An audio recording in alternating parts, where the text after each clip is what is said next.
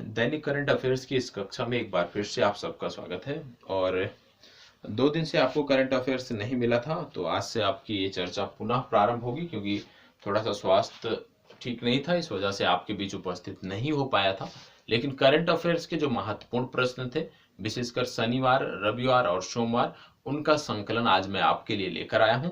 तो चलिए अपनी चर्चा को शुरू करते हैं और एक एक करके प्रश्नों को देखते हैं।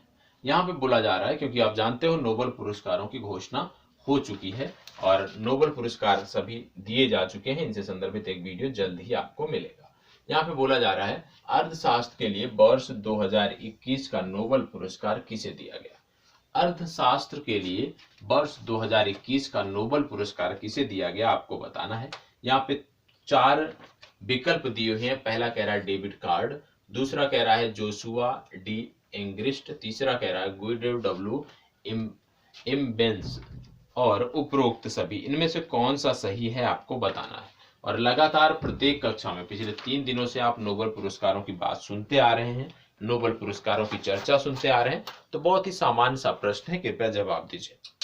चल, इनमें से कौन सा सही है, क्योंकि समाचार पत्रों में निश्चित रूप से आपने पढ़ा होगा। तो आपको बता दें कि ये जो तीनों व्यक्ति हैं, डेविड कार्ड, जोशुआ और गुइडो, इन तीनों को संयुक्त रूप से दिया गया है। इसका सही जवाब है उपरोक्त सभी। डी विकल्प इसका सही उत्तर है। बात हो रही है नोबेल पुरस्कारों की। मैंने आपको बताया था कि नोबेल पुरस्कार royal Swedish academy of sciences द्वारा दिए जाते हैं। किसके द्वारा? Royal Swedish academy of sciences द्वारा दिए जाते हैं। और पहली बार जो ये दिया गया था वर्ष 1901 में दिया गया था। कब दिया गया था? वर्ष 1901 में ये पहली बार दिया गया था। और आपको यह भी पता होना चाहिए कि मानवता के लिए बेहतर कार्य करने वाले लोगों को अल्फ्रेड नोबेल की याद में ये दिया जाता है। किसकी याद में दिया जाता है? Alfred Nobel. अल्फ्रेड नोबेल की याद में दिया जाने वाला यह पुरस्कार है, यह आपको पता होना चाहिए। 5 श्रेणियों में दिया जाता है नोबेल पुरस्कार। 5 श्रेणियों में मिलता है और 5 श्रेणियों के बारे में आपको एक समग्र जानकारी नोबेल पुरस्कार के बारे में जब बताएंगे तो वहां पे आपको बताएंगे। ठीक है। अब नोबेल पुरस्कार जो दिए जाते हैं वो आप सब भी जानते होंगे कि स्वीडन द्वारा दिए जाते हैं, लेकिन नोबेल पुरस्कार नॉर्वे द्वारा भी दिए जाते हैं। जैसे ये जो 5 श्रेणियां होती है नोबेल पुरस्कार से, इनमें स्वीडन के द्वारा सभी पुरस्कार दिए जाते हैं। किसको छोड़कर? Peace prize, Nobel peace prize जो होता है ये स्वीडन के द्वारा नहीं दिया जाता है, बल्कि नोबेल पीस प्राइज नॉर्वे के द्वारा दिया जाता है। ये फैक्ट याद रखिएगा। नोबेल पुरस्कार की 5 श्रेणियां होती हैं। इन 5 श्रेणियों में 4 श्रेणियां स्वीडन के द्वारा दी जाती हैं। एक श्रेणी जिसको बोलते हैं नोबेल पीस प्राइज, ये नॉर्वे के द्वारा दिया जाता है। ये आपको पता होना चाहिए। भारत के लिए यदि हम बात करें तो भारत के लिए सबसे पहली बात आती है 1913 में। 1913 में साहित्य के क्षेत्र में जो नोबेल पुरस्कार मिला वो रविंद्रनाथ टैगोर को मिला। और रविंद्रनाथ टैगोर नोबेल पुरस्कार साहित्य के क्षेत्र में पाने वाले पहले गैर यूरोपीय व्यक्ति थे और पहले भारतीय व्यक्ति थे। ये आपको पता होना चाहिए। इसके बाद वर्ष 1930 में पुनः भारतीय को नोबेल पुरस्कार मिला और इस दौरान सर चंद्रशेखर वेंकट रमन को भौतिकी के लिए नोबेल पुरस्कार दिया गया। बाद में बात आती है वर्ष 1968 की। 1968 की जब बात करते हैं तो हरगोविंद खुराना थे जिनको नोबेल पुरस्कार दिया गया। वर्ष 2009 की बात आती है। वर्ष 2009 में वेंकट रामन रामकृष्णन, इनको रसायन के क्षेत्र में नोबेल पुरस्कार दिया गया। ये आपको पता होना चाहिए। 2014 की बात करते हैं तो 2014 में कैलाश सत्यार्थी और मलाला यूसुफजई को संयुक्त रूप से यह पुरस्कार दिया गया था। तो यह आपको पता होना चाहिए। साथ ही साथ पिछले वर्ष आपने देखा कि 2 भारतीय, अभिजीत बनर्जी और अस्टर डोफ्लो को भी यह पुरस्कार दिया गया, जो कि भारतीय अमेरिकी कहलाते हैं। ये भी जानकारी आपको होनी चाहिए। तो इतनी जानकारी यदि आपको है तो निश्चित रूप से नोबेल पुरस्कारों से संबंधित कोई भी प्रश्न आपका गलत नहीं होगा।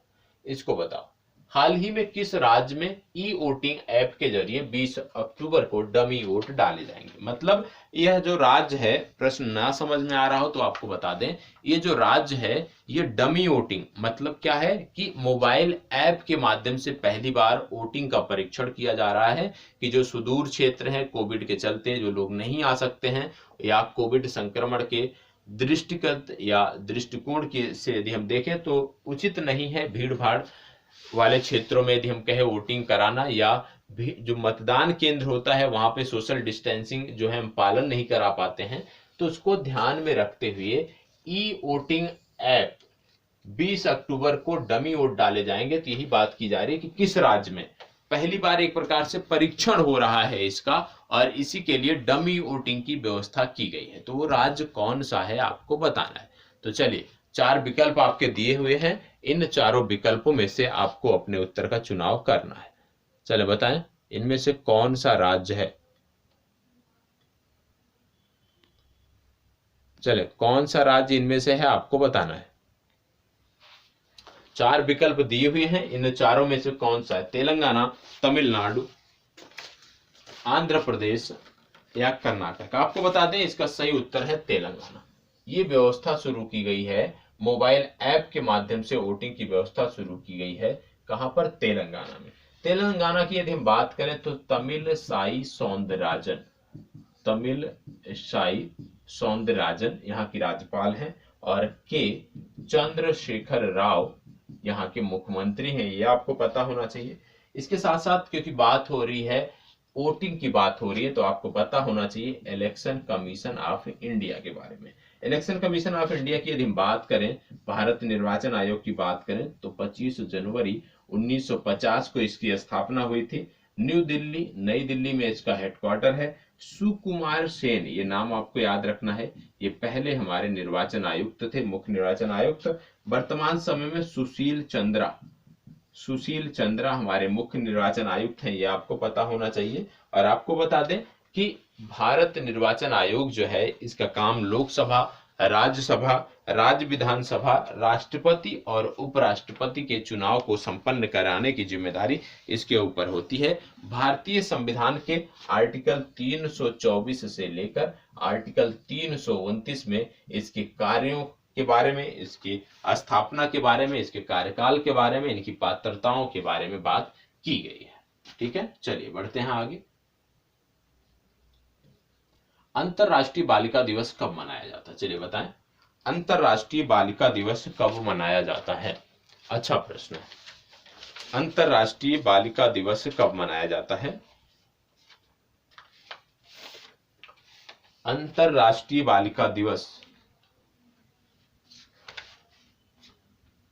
विशेष रूप से इस अवसर पर परिवार में, समाज में, और परिवार और समाज के साथ साथ देश में भी बालिकाओं के महत्व को बताने के लिए ये दिवस मनाया जाता है। 11 अक्टूबर को ये मनाया जाता है। तो 11 अक्टूबर की तिथि आपको याद रखनी है। कौन सी तिथि? 11 अक्टूबर। इसमें यदि हम बात करें कि पहली बार कब मनाया गया, तो पहली बार 2012 में मनाया गया। ये आपको याद रखना है कि प्रथम बार 2012 में मनाया गया। और भारत सरकार ने भी इसके लिए कुछ कार्य किया है। भारत सरकार ने बेटी बचाओ बेटी पढ़ाओ योजना की शुरुआत की थी। और आपको पता होगा कि 22 जनवरी 2015, ये तिथि आपको याद रखनी है, 22 जनवरी 2015 को इसकी शुरुआत हुई थी। कहां से हुई थी इसकी शुरुआत? हरियाणा के पानीपत से हुई थी। कहां से? हरियाणा के पानीपत से इसकी शुरुआत हुई थी। ये आपको पता होना चाहिए। साथ ही साथ जब बात बेटियों की हो रही है, तो ओलंपिक में जिन बेटियों ने पदक जीता है उनके बारे में आपको जानकारी होनी चाहिए। जैसे मीराबाई चानू ने रजत पदक जीता था, किस खेल में? भारोत्तोलन में। पीवी सिंधु ने कांस्य पदक जीता था, किसमें? बैडमिंटन ने। इसके साथ साथ लवलीना बोरगोहेन आती है, ये मुक्केबाज हैं, और इन्होंने भी कांस्य पदक जीता था। फिर इसके बाद मैं बार बार एक नाम बताता हूं, एक गोल्फर का नाम बताता हूं, अदिति अशोक। और अदिति अशोक जो है, इस बार के ओलंपिक में भले ही पदक नहीं जीत सकी, लेकिन इन्होंने चौथा स्थान अर्जित किया था। चौथे स्थान पर ये थी। इनका नाम आपको पता होना चाहिए। दीक्षा डागर, ये भी गोल्फर हैं, ओलंपिक के लिए क्वालिफाई किया था इन्होंने, और ओलंपिक में ये 50वें स्थान पे थी। इनका नाम आपको पता होना चाहिए। साथ ही साथ मैंने 2 नाम और आपको बताए हैं, ये दोनों नाम आपके लिए महत्वपूर्ण है। पहला है भवानी देवी, ये नोट कर लीजिएगा, भवानी देवी। दूसरा है नेत्रा कुमानन। भवानी देवी और नेत्रा कुमानन क्यों याद रखना है? क्योंकि भवानी देवी जो है, ये तमिलनाडु से है, और तमिलनाडु से होने के बाद इन्होंने तलवारबाजी में भारत का प्रतिनिधित्व किया। पहली बार भारत से कोई तलवारबाजी में ओलंपिक में गया है तो वो है भवानी देवी। दूसरा नाम आता है नेत्रा कुमानन। नेत्रा कुमानन तमिलनाडु से हैं और ये पहली बार पाल नौकायन, ओलंपिक पाल नौकायन में ये भाग ली हैं और ओलंपिक पाल नौकायन में भाग लेने वाली प्रथम महिला खिलाड़ी हैं भारत की, यह भी आपको पता होना चाहिए। तो नेत्रा कुमानन का खेल पता होना चाहिए और भवानी देवी का खेल पता होना चाहिए। इतनी जानकारी आपके लिए महत्वपूर्ण है, जरूर आपको ये जानकारी होनी चाहिए। अभी इससे पहले हम तेलंगाना की बात किए थे। तेलंगाना के कुछ वन्यजीव अभ्यारण्य हैं जो विभिन्न परीक्षाओं में पूछे जाते हैं, जैसे कि कासु ब्रह्मानंद रेड्डी राष्ट्रीय park Hyderabad, Amrabad tiger reserve, इसके साथ साथ नागार्जुन सागर श्रीशैलम टाइगर रिजर्व, इसके बाद पाखल वन्यजीव अभ्यारण्य और कंवल वन्यजीव अभ्यारण्य आपको पता होना चाहिए। आपको बता दें कि जब बात, क्योंकि इसमें आपको देखने को मिला है नागार्जुन सागर श्रीशैलम टाइगर रिजर्व, जो कि क्षेत्रफल की दृष्टि से भारत का सबसे बड़ा टाइगर रिजर्व है। और जब बात टाइगरों की आती है तो आपको पता होना चाहिए टाइगर मैन ऑफ इंडिया के नाम से जाना जाता है कैलाश सांखला को। और कैलाश सांखला वो व्यक्ति हैं जिन्होंने वर्ष 1973 में प्रोजेक्ट टाइगर का नेतृत्व किया था। और कैलाश सांखला कहां से संदर्भित है? राजस्थान से संदर्भित है। इतनी जानकारी आपको इस प्रश्न से होनी चाहिए। चलिए आगे बढ़ते हैं। हाल ही में चर्चा में रहे त्रिशूल और गरुड़ का संबंध किससे है? बोला जा रहा है हाल ही में चर्चा में रहे त्रिशूल और गरुड़ का संबंध किससे है? त्रिशूल और गरुड़ क्या है आपको बताना है, तो चलिए बताएं त्रिशूल और गरुड़ क्या है। यहाँ पे आपको देखने को मिल रहा है विकल्प में रेलगाड़ी, मालवाहक वायुयान, लड़ाकू विमान, इनमें से कोई नहीं। तो त्रिशूल और गरुड़ जो है ये रेलगाड़ियां हैं, रेलगाड़ी है, तो ये विकल्प आपका सही उत्तर है। दक्षिण मध्य मंडल द्वारा पहली बार लंबी दूरी की मालगाड़ियों का परिचालन किया गया है और उनके नाम रखे गए हैं त्रिशूल और गरुड़। विशेष रूप से इनकी जो लंबाई है ये सामान्य रेलगाड़ियों की 3 गुना ज्यादा है, मतलब सामान्य रेलगाड़ियों से 3 गुना ज्यादा लंबी है, ये आपको पता होना चाहिए। अब जब रेलगाड़ियों की बात आ रही है, रेल की बात आ रही, तो सबसे पहले रेलवे बोर्ड के अध्यक्ष कौन है? BK यादव है, ये आपको पता होना चाहिए। साथ ही साथ आपको पता होना चाहिए मिताली एक्सप्रेस, क्या पता होना चाहिए? मिताली एक्सप्रेस, जो कि भारत और बांग्लादेश के बीच चलाई जाएगी। ठीक है, चलिए आगे बढ़ते हैं। विश्व स्वास्थ्य संगठन ने दुनिया की पहली किस वैक्सीन के बच्चों पर व्यापक इस्तेमाल की सिफारिश की है? बताएं कौन सी वैक्सीन है, किस रोग की वैक्सीन है, किस संक्रमण की वैक्सीन है जिसके लिए WHO ने पूरे दुनिया से अनुरोध किया है कि इसको व्यापक पैमाने पर इसका इस्तेमाल किया जाए? मलेरिया, डेंगू, टाइफाइड या टीबी? बताएं। 4 इसमें नाम दिए हुए हैं, इन चारों में से कौन सा सही है? चलें जवाब दीजिएगा। सबसे पहले आप जानते हो मलेरिया जो है ये मादा एनीफिलीज मच्छर जो होता है ये इसका वाहक होता है। प्लाज्मोडियम पैरासाइट के कारण मलेरिया फैलता है और इसका वाहक होता है मादा एनोफिलीज मच्छर, जिसके कारण मलेरिया आपको देखने को मिलता है। और प्रत्येक वर्ष 4 लाख से अधिक बच्चों की मृत्यु पूरे विश्व में यदि हम देखें तो मलेरिया के चलते होती है। और WHO ने मलेरिया की पहली वैक्सीन की सिफारिश की है, इसका सही उत्तर है ए विकल्प। पिछले दिनों आप जानते हो कि मलेरिया से चीन को मलेरिया मुक्त घोषित किया गया, उससे पहले अल सल्वाडोर, इससे पहले अल्जीरिया को घोषित किया गया था। तो WHO ने हाल ही में जिन देशों को मलेरिया मुक्त घोषित किया है उन देशों के नाम भी आपको पता होने चाहिए। ठीक है, और मलेरिया मुक्त कब घोषित किया जाता है? जब किसी भी देश में 3 वर्षों से उस रोग से संबंधित मामले देखने को नहीं मिलते हैं, तब किसी भी देश को इस प्रकार के संक्रमण से मुक्त घोषित किया जाता है। ठीक है, और आपको बता दें मलेरिया मुक्त करने की WHO की एक पहल है, ये भी आपको पता होना चाहिए, इसका नाम है E2025। E2025 क्या है? E2025 जो पहल है इसमें वर्ष 2025 तक 25 चिन्हित देशों को मलेरिया मुक्त करना है। ठीक है, तो ये भी आपको पता होना चाहिए। इसको बताएं विश्व कपास दिवस कब मनाया जाता है? चलिए विश्व कपास दिवस कब मनाया जाता है आपको बताना है। विश्व कपास दिवस, यहां पे बात हो रही है विश्व कपास दिवस। विश्व कपास दिवस 7 अक्टूबर को मनाया जाता है, पहली बार 2019 में यह मनाया गया। तो 7 अक्टूबर, बी विकल्प आपका दिया है, बी विकल्प सही उत्तर है। आपको बता दें, बात हो रही कपास की, एक रेशेदार जो है ये फसल है और ये मालवेसी कुल का बताया जाता है। किस कुल का? मालवेसी कुल का ये बताया जाता है, रेशेदार फसल है, ये आपको पता होना चाहिए। साथ ही साथ आपको पता होना चाहिए विश्व में कपास की सिर्फ 2 प्रजातियां उपलब्ध हैं, एक तो है देसी कपास, दूसरी है अमेरिकन कपास, ये आपको पता होना चाहिए।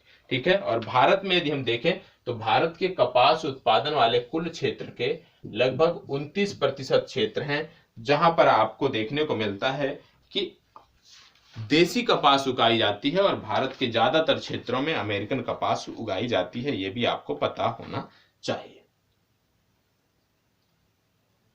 चलिए 7वां प्रश्न, हाल ही में साहित्य का नोबेल पुरस्कार किसे प्रदान किया गया? साहित्य का कुछ इंग्लिश में था, वो शब्द जो है यहाँ पे मिस्टेक हुआ है, उसको छोड़ दीजिएगा। हाल ही में साहित्य का नोबेल पुरस्कार किसे प्रदान किया गया है, आपको बताना है। चले बताएं, साहित्य का नोबेल किसे मिला है? साहित्य का नोबेल मिला है अब्दुल रजाक गुरनाह को। किसको मिला है? अब्दुल रजाक गुरनाह को मिला है, बी विकल्प सही उत्तर है। नोबेल से संबंधित एक पूरी वीडियो आएगी, तो परेशान होने की जरूरत नहीं है। इसको बताएं, विश्व चैंपियनशिप में रजत पदक जीतने वाली देश की पहली महिला पहलवान कौन सी है? इससे पहले कई सारी महिला पहलवानों ने यहाँ पे पदक जीता था, लेकिन वो कांस्य पदक जीती थी, जिनमें गीता फोगाट, बबीता फोगाट, विनेश फोगाट और पूजा ढांडा शामिल थी। इन सभी ने यहाँ पे पदक जीता है, लेकिन इन्होंने कांस्य पदक जीता है। यहाँ पे पहली बार रजत पदक जो मिला है वो मिला है आपके अंशु मलिक को। तो डी विकल्प इसका सही उत्तर है। इसको बताएं, भारतीय जीवन बीमा निगम के प्रबंध निर्देशक के रूप में निम्नलिखित में से किसने कार्यभार संभाला है?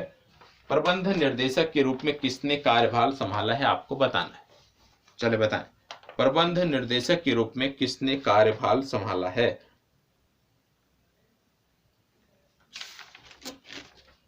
चले, प्रबंध निर्देशक की बात हो रही है, तो प्रबंध निर्देशक के रूप में बीसी पटनायक ने कार्यभार संभाला है। इसको बताएं, ब्लूमबर्ग बिलियनियर्स इंडेक्स 2021 में कौन टॉप पर रहा? इस इंडेक्स में कौन टॉप पे रहा, तो आपको बता दें, एलन मस्क 222 अरब डॉलर की संपत्ति के साथ टॉप पर रहे। एलन मस्क की कंपनी आप टेस्ला सुनते होंगे, स्पेस एक्स सुनते होंगे, जिसका फॉल्कन नामक रॉकेट बहुत ही मशहूर है, तो ये टॉप पे रहे। इसमें से 11वें स्थान पे थे मुकेश अंबानी, इनका स्थान पता होना चाहिए। ठीक है। इनकी जो पूंजी थी कुल 100.6, आप कह सकते हो 100.6 अरब डॉलर इनकी कुल संपत्ति बताई गई है। इसमें बताएं, फोर्ब्स की तरफ से जारी ताजा रैंकिंग में निम्नलिखित में से कौन शीर्ष अमीर भारतीयों में प्रथम स्थान पर है? तो जो फोर्ब्स की ये सूची है, इसमें जो प्रथम स्थान पे हैं वो मुकेश अंबानी, और मुकेश अंबानी 2008 से लगातार इस पर सर्वोच्च स्थान पर बरकरार हैं। और फोर्ब्स की बात करें तो फोर्ब्स के अनुसार मुकेश अंबानी की जो कुल संपत्ति है वो 92.7 बिलियन डॉलर बताई गई है। दूसरे स्थान पे हैं गौतम अडानी और तीसरे स्थान पे हैं शिव नडार, ये आपको पता होना चाहिए। इसको बताएं, जिम कार्बेट पार्क का नाम बदलकर निम्नलिखित में से क्या कर दिया गया है? बात हो रही है, अभी किया नहीं गया है। ठीक है, अभी बात हो रही है, तो इस प्रश्न को अभी के लिए जो है इसको छोड़ देते हैं। फिलहाल नाम क्या किया जाएगा? रामगंगा नेशनल पार्क करने की बात यहाँ पे हो रही है। तो इससे संदर्भित जब चीजें कंफर्म हो जाएंगी तो और डिटेल में हम जानेंगे। ठीक है, तो आज के लिए बहुत ज्यादा प्रश्न नहीं थे, लगभग 10 से 12 प्रश्न थे, लेकिन जो थे महत्वपूर्ण थे। पीडीएफ भी आपको दे दी जाएगी और साथ ही साथ आप नोट्स बनाते हुए आगे बढ़िएगा। धन्यवाद।